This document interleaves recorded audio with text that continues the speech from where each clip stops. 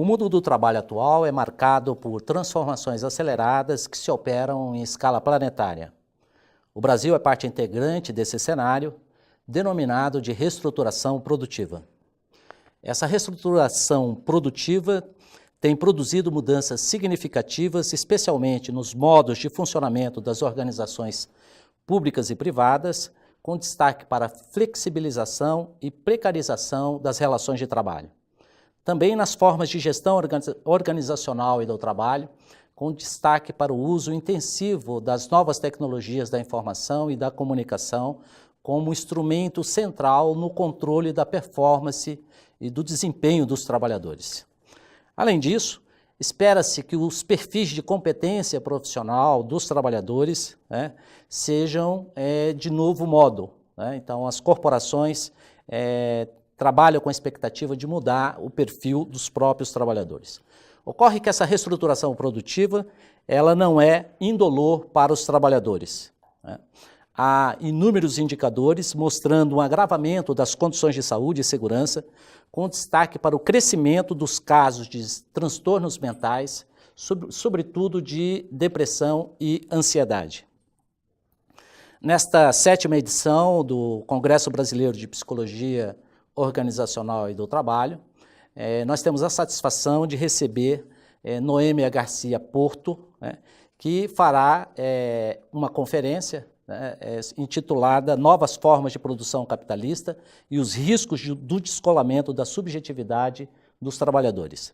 Eu gostaria muito rapidamente de apresentar o perfil da nossa conferencista.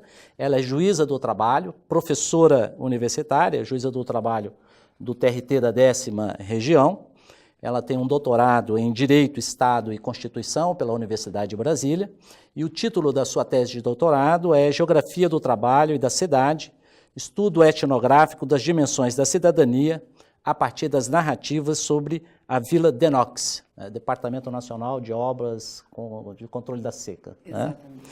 E atualmente Noêmia é diretora de Cidadania e Direitos Humanos da Associação Nacional dos Magistrados da Justiça do Trabalho, a ANAMATRA, no biênio de 2015 e 2017. Então temos a satisfação de conversar com alguém que tem não só uma formação sólida, mas também uma vasta experiência. Gostaria, portanto, Noêmia, de iniciar essa nossa conversa. Afinal, no que consiste efetivamente o que você está denominando de novas formas de produção capitalista? Bem, professor Mário César, essa questão das novas formas de produção capitalista tiveram uma nomenclatura inicial como um modo de produção conhecido como toyotismo. Mas como a linguagem é sempre uma questão importante para a análise, se tem abandonado essa ideia de toyotismo, porque ele parece não conseguir abarcar o modo de produção capitalista atual. Esse modo atual, ele combina elementos que foram sendo desenvolvidos pelo capitalismo nos últimos 2 séculos, mas ele também acrescenta outros, como por exemplo da acumulação flexível, a flexibilidade que atinge não apenas o trabalho, mas uma flexibilidade que atinge também os trabalhadores e o direito dos trabalhadores, e uma forma de produzir que está absolutamente centrada na ideia de produção. Daí porque se prefere hoje chamar de pós-fordismo, ao invés de toyotismo.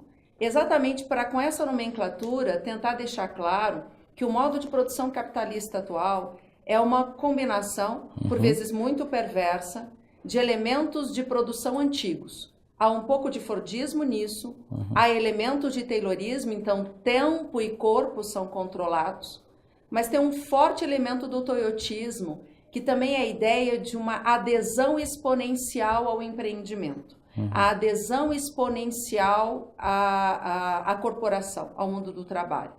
Nós vivemos um mundo de excessiva centralidade do trabalho, mas um trabalho que não diz respeito exatamente ao trabalhador, mas um trabalho que faz acessar consumo. E Noêmia, nessa nova configuração, nessas novas formas de produção capitalista, o que a gente pode depreender concretamente sobre o que é o ser humano, o que é o trabalho, o que está subjacente, né? O que preside um pouco essas noções nessa nova configuração do capitalismo? Essa é uma excelente pergunta, porque traz 2 eixos que é perceptível têm sido desestruturados ao longo do tempo. O eixo ser humano e o eixo trabalho. Voltando ao tema da linguagem, pouco se vê hoje em dia a referência ao ser humano do trabalhador. Aliás, o trabalhador, inclusive, ele perdeu a ideia de trabalhador. Hoje ele é mão de obra. O que se fala é em mão de obra. A mão de obra produtiva, a mão de obra terceirizada, a mão de obra... A ideia é mão de obra. A própria ideia de trabalhador também é desconfigurada para agora ser colaborador. Ninguém mais chama ninguém de trabalhador, todos são colaboradores. E esse uso da linguagem tem uma razão de ser. Por que não se quer que o trabalhador seja trabalhador? Porque trabalhador traz a referência daquele que era empregado. E empregado era o destinatário dos direitos clássicos trabalhistas, construídos pelo menos desde a década de 40 do século passado.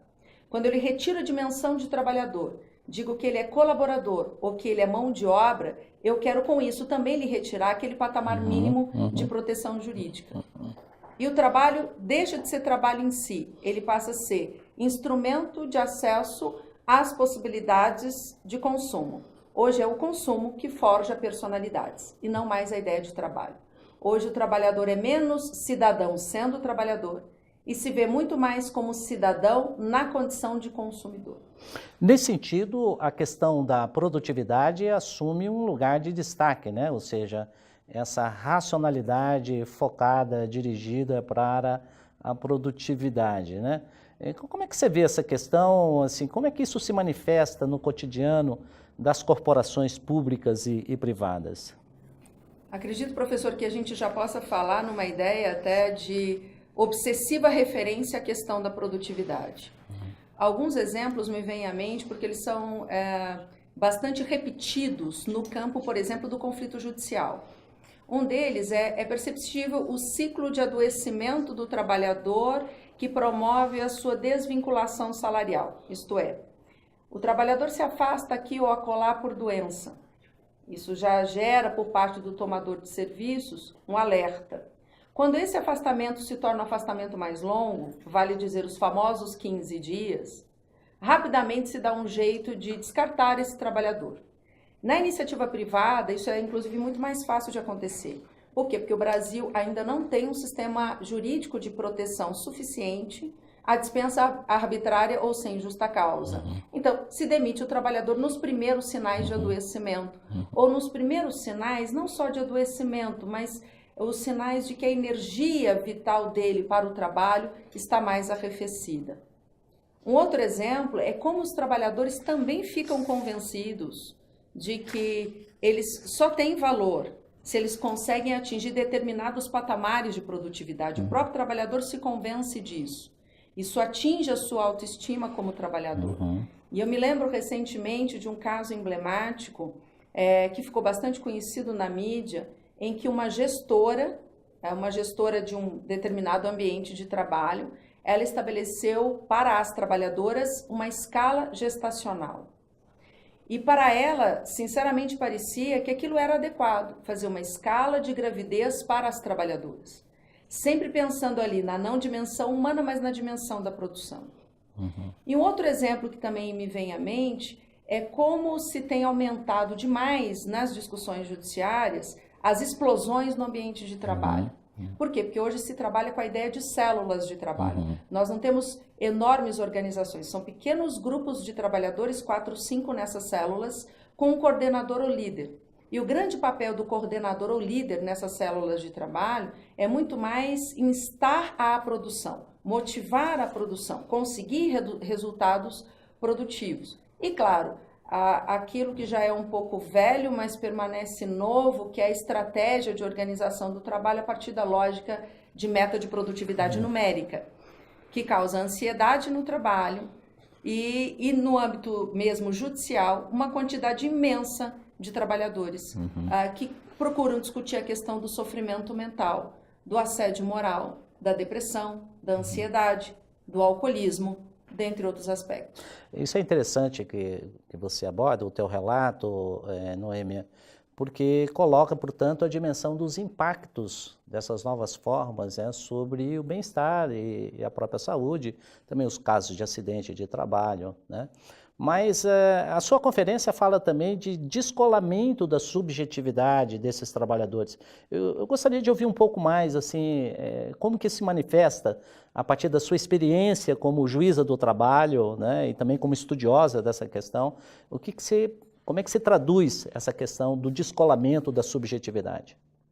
Esses impactos, talvez eles não sejam possíveis de um enquadramento total e absoluto nesse momento, porque nós estamos falando de uma modificação no modo de produção que data de uns 30 anos, mais ou menos. Para se pensar no capitalismo, isso é relativamente recente.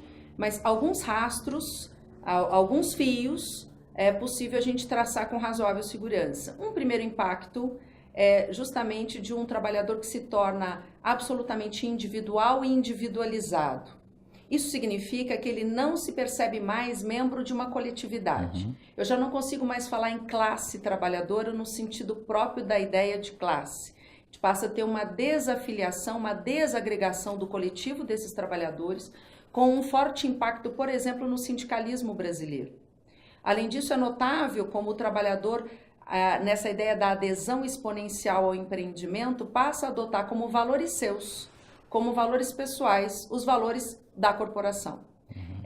Me lembro de uma frase que é muito interessante, de um aluno, na verdade, funcionário público, que mencionou certa vez o seguinte, que ele utilizava uma camiseta para ir trabalhar, e essa camiseta parece que dizia o seguinte: eu sou FUNAI, eu sou sucesso. Essa expressão significa o meu sucesso é o sucesso da corporação. Eu me vejo na corporação. Então, eu não sou mais participante da organização. Eu sou ela. Né? Essa ontologia com a corporação atinge gravemente a ideia de um ser que pudesse ser um sujeito autônomo de direitos, um sujeito autônomo cívico, um sujeito autônomo político, um sujeito autônomo no trabalho. Bastante interessante a reflexão, Noêmia.